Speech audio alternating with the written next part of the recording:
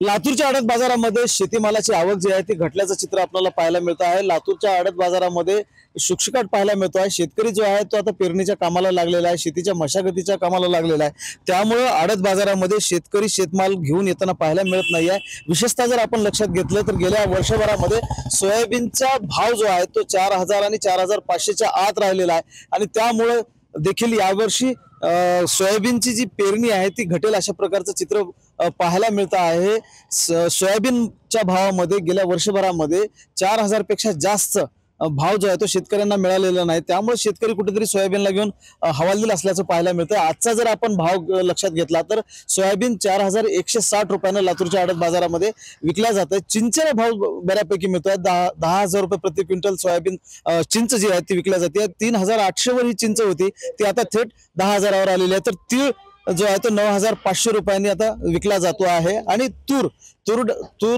तुरीला 6500 रुपये भाव मिळतो आहे। आडत बाजारामध्ये मात्र शेतकरी शेतमाल घेऊन येताना पाहायला मिळत नाही, त्याची संख्या जी आहे ती घटलेली आहे। गेल्या काही दिवसांपासून आडत बाजारामध्ये जे आहे ते आवक घटलेलं पाहायला मिळते। काय सांगाल तुम्ही आडत व्यापारी? हो, सोयाबीनचे भाव म्हणावेसे नाहीत। सोयाबीनचे भाव आता सध्या 42 रुपये चालू आहेत।